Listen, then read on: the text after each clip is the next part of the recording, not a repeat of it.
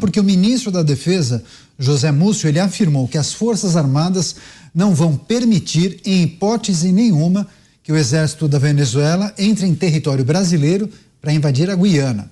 Segundo ele, uma outra hipótese avaliada pela Defesa seria de uma invasão marítima, mas que é dificultada pela geografia da região de Essequibo, que é composto por florestas muito densas. O posicionamento do governo brasileiro dificulta as tropas de Maduro por conta das características da região. Assunto importante que repercute na América Latina. José Maria Trindade, a possibilidade de conflito entre Venezuela e Guiana. E agora o posicionamento do governo brasileiro por meio do Ministério da Defesa. Zé. E o presidente Lula conversou com o presidente venezuelano, o ditador venezuelano Maduro, né? Os dois conversaram e tal. E o que eu pude captar destas relações e dessas últimas conversas é de que não há uma segurança do que o Maduro vai fazer, né? E essa incerteza que é uma prática muito comum em regimes assim, né? Ditatoriais, que você não sabe o que passa na cabeça de um cidadão desse. Um país com todas as regras, isso seria discutido pelos políticos, debatido no Congresso, e ali é a cabeça dele. Então, o que me passaram é exatamente isso. E sobre também nas conversas aí com generais, eles relatam a dificuldade dos blindados brasileiros chegarem na região.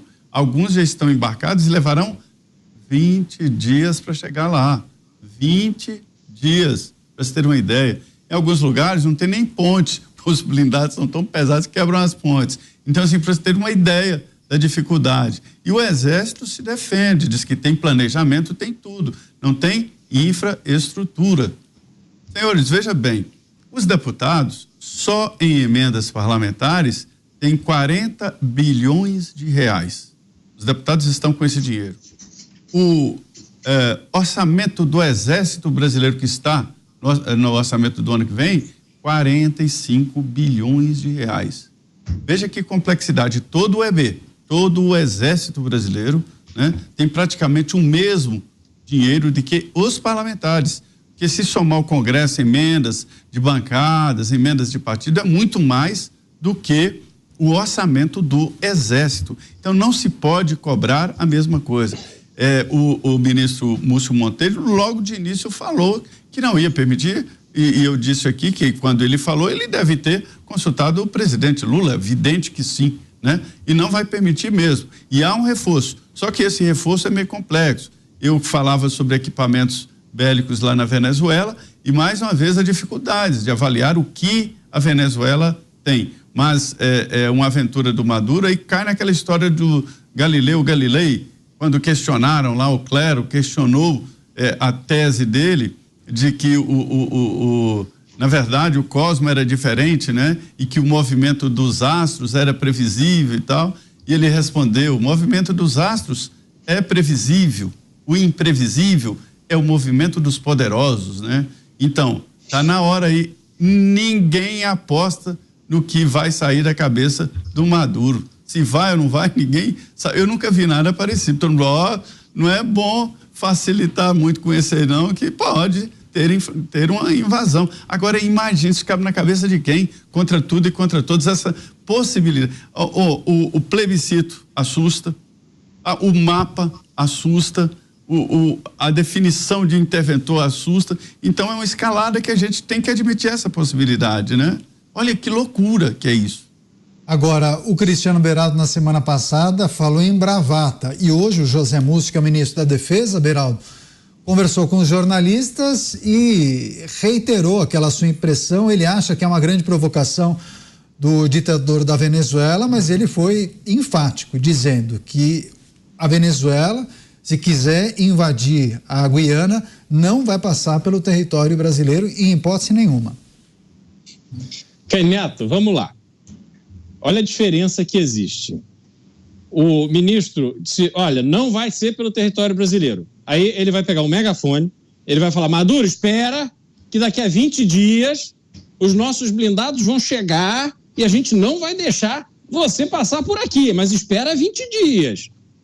E aí o que acontece nos Estados Unidos?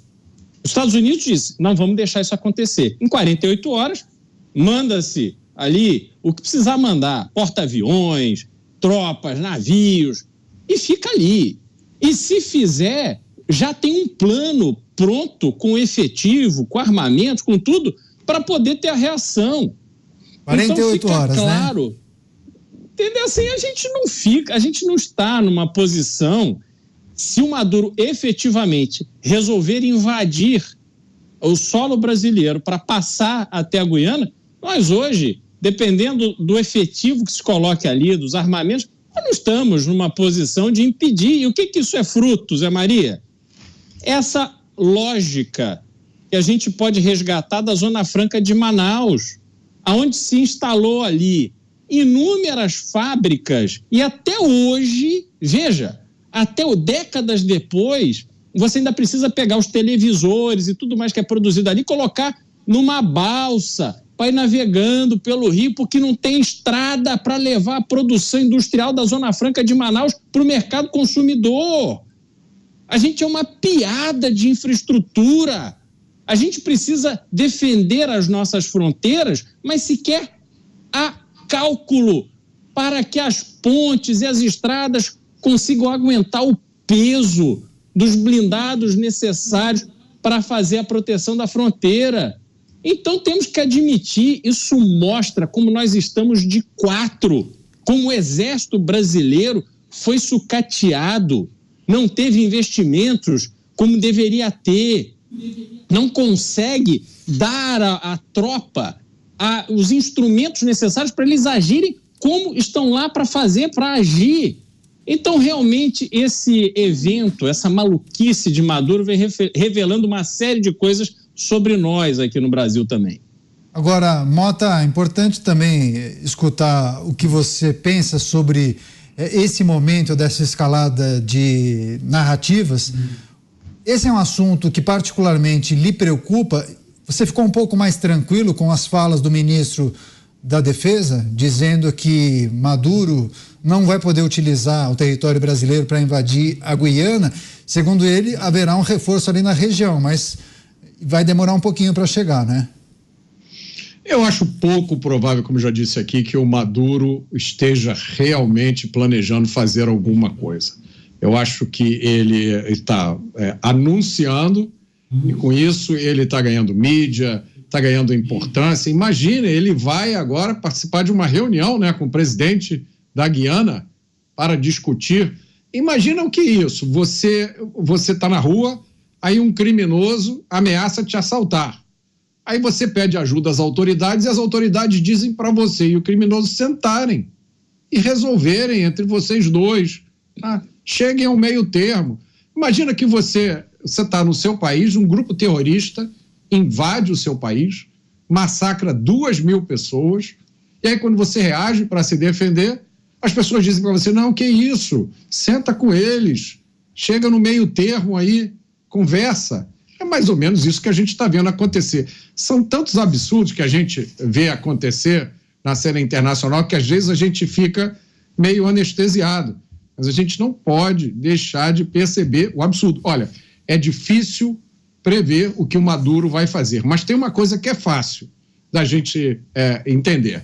Se a gente olhar para a história, a gente vai perceber que a pior coisa que você pode fazer com ditadores, seja qual for a espécie deles, é ceder, é você piscar, é você dar o que eles querem, depois ceder de novo, achando que com isso você vai apaziguar e eles não vão querer mais nada, né?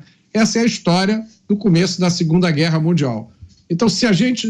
só mais um detalhezinho para o qual eu quero chamar a atenção, para finalizar o meu comentário, se vocês abrirem aí o Google Maps, olharem lá, o mapa, tá a Venezuela de um lado, a Guiana do outro, e tem um pedaço do Brasil ali, como se fosse um triângulo separando os dois.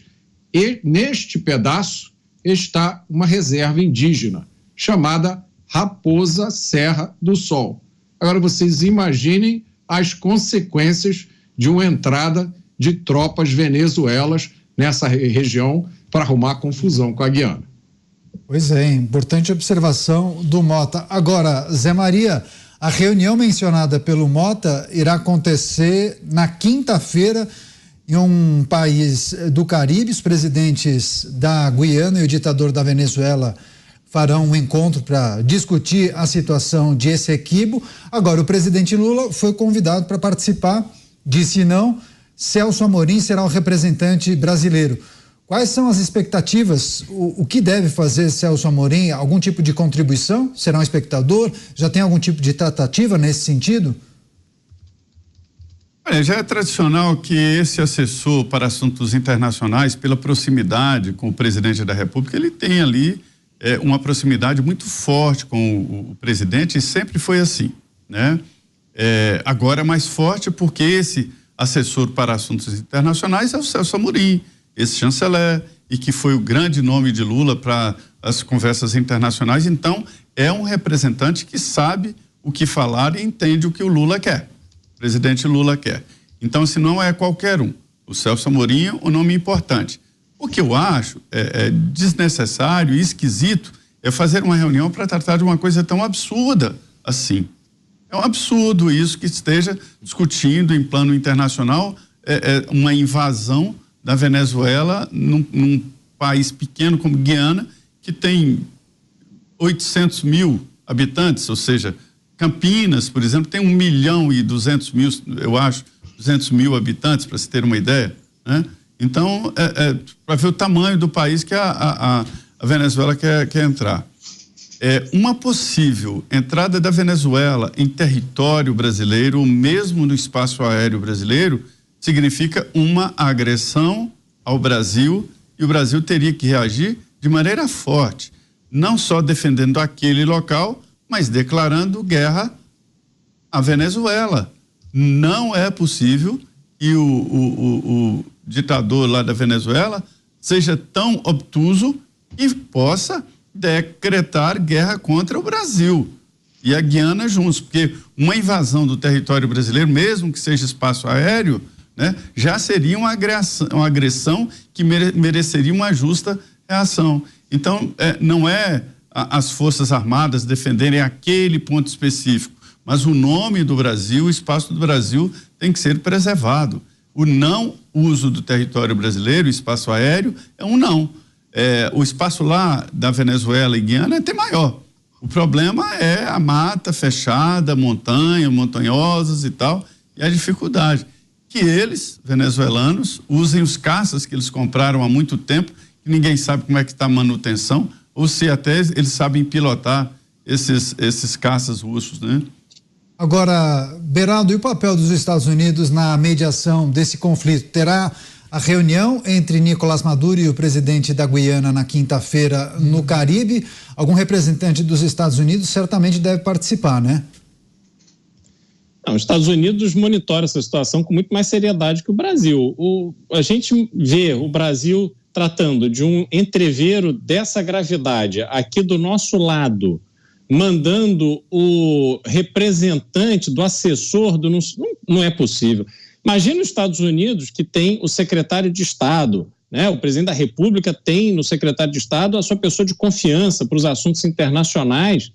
Imagina se ele deixa o secretário de Estado de lado e manda lá um assessor qualquer em nome do governo. Isso não existe, há um rito nas coisas.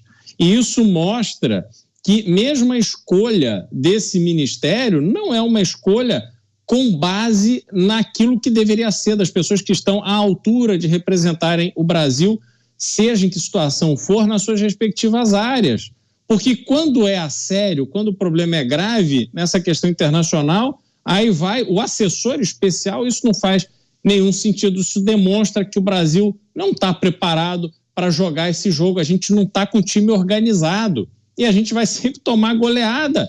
Então, é isso que o Zé Maria falou, uma reunião que sequer deveria existir. Aí vão lá os dois países, né, como o Mota disse, para ver o quanto a Guiana vai permitir ser roubada pela Venezuela. Quer dizer, que conversa, que resultado se pode esperar disso? Que tipo de concessão a Guiana poderá fazer diante de alguém que claramente está ali numa posição doida, maluca, inaceitável, irresponsável, criminosa, de ameaçar a soberania de um vizinho que agora está ali conseguindo explorar petróleo, gerar riqueza para o seu país. Então, muita coisa errada em cada passo, em cada capítulo dessa história, e a gente vai vendo como o nosso tamaninho internacional vai diminuindo. O Brasil voltou, eu só não sei para onde.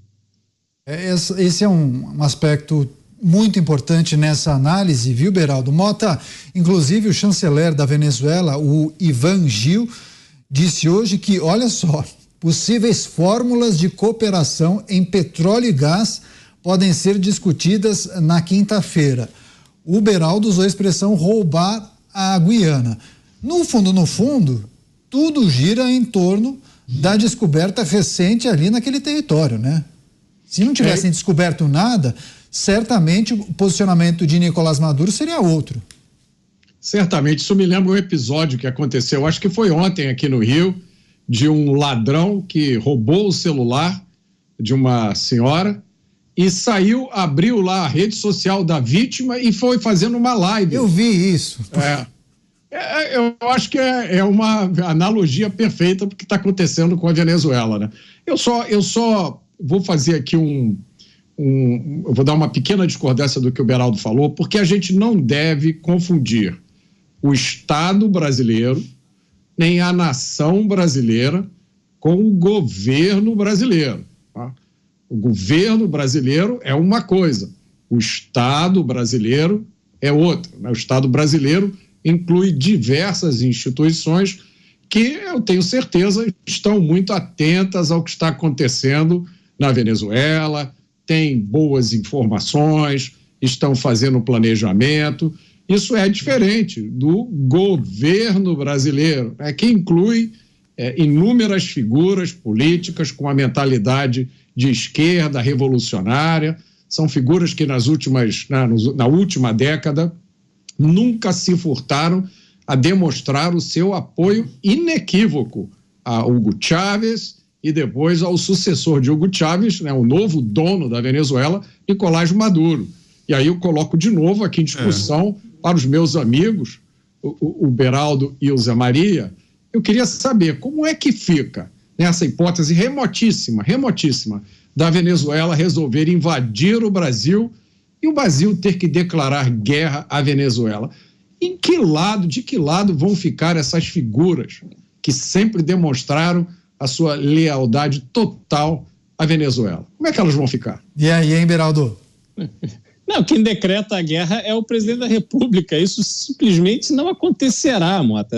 A gente vai ficar humilhado, porque eu não vejo, em hipótese nenhuma, na atual circunstância, nesse atual governo, o Brasil se colocando numa posição de guerra. Por mais que o Exército veja ali todas as justificativas, sempre haverá um assessor especial que vai participar de uma reunião especial secreta num bar, em algum bairro, que vai dizer, não, veja, vamos resolver aqui, ali, olha, tem isso aqui. É assim que vai acontecer.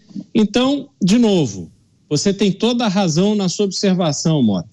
O problema é o governo brasileiro, foi um ato falho meu, não é o Estado brasileiro. O Estado brasileiro é resiliente, cumpre o seu papel, mas o governo de agora é que simplesmente faz questão de nos humilhar como nação.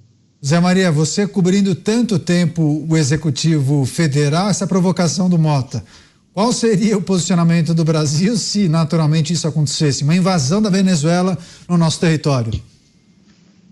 Olha, Mota, eu às vezes falo, inclusive nas palestras, sobre como encarar o governo.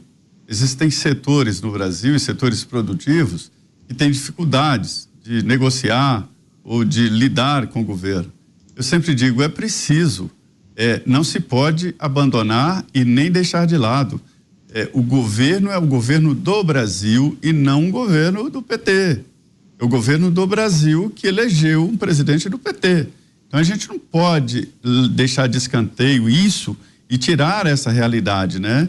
Então sim, é um governo do PT para alguns, mas na realidade é o governo do Brasil. Então, em todas as instâncias de tensões, e existem tensões no trato internacional, comercial, já houve Brasil e Argentina, várias tensões que levaram o Mercosul a adotar práticas novas de proteção de setores e tudo mais, o setor automotivo, por exemplo, enfim, e com outros comércios, como o Paraguai, né? Houve tensões, principalmente no que se refere a roubo de carros e transferência ilegal de produtos, né? O Paraguai houve um momento que transformou isso aqui numa central de contrabandos, empurrando para o Brasil quinquilharias que arrebentaram com os concorrentes brasileiros, né? A concorrência ela tem que ser legal, ela não pode ser ilegal. Uns pagam impostos e outros enfiam quinquilharias importadas de forma errada, né? Tem que ter legalidade. Zé, você é a favor da tributação da Shopee, Zé? Não sou a favor de tributação de nada, já está tributado demais, né? E nem sou protecionista. A indústria brasileira tem que entrar na realidade da China, o mundo está entrando. Vários países já estão produzindo no mesmo nível da China de valores e tal, é assim ou morrer. E por incrível que pareça, todos descobriram isso na Covid. 75% dos insumos hospitalares eram da China, não importa o preço, importa que isso não está correto. Vai lá, Mota. Tem que convencer primeiro aquele ministro, né, que queria acabar com o trabalho no final de semana, que quer acabar com os entregadores. Luiz Marinho. Que tem a obsessão de taxar, regulamentar, cobrar imposto. A China fica cada vez mais distante. Toda vez que o ministro dá uma declaração, a turma que comprava as blusinhas na Shopee chora. Né? O que eu fiz, meu Deus do céu? Vai lá, Zé, quer complementar? Por favor. Sim, nunca houve tentativa de proibir trabalho aos domingos. O debate era sobre feriado e uma regulamentação, não era proibir. Agora, sobre essa história da importação, realmente é preciso prestar atenção nisso, não proibir, não existe mais como isolar um país, né? Que já tentaram com a fábrica Cobra, que você adora, os computadores Cobra, né? Daí no computador Cobra quando você isola um país. Tem que entrar na onda. Agora, lá no primeiro governo do presidente Lula, o Brasil deu à China a condição de economia de mercado, né? E arrebentou aqui com a indústria vinícola, com a indústria de sapatos e com a indústria têxtil, de uma só vez, né? Então é preciso prestar atenção. Eu não estou defendendo o fechamento de mercado, mas é preciso equilíbrio e armas iguais.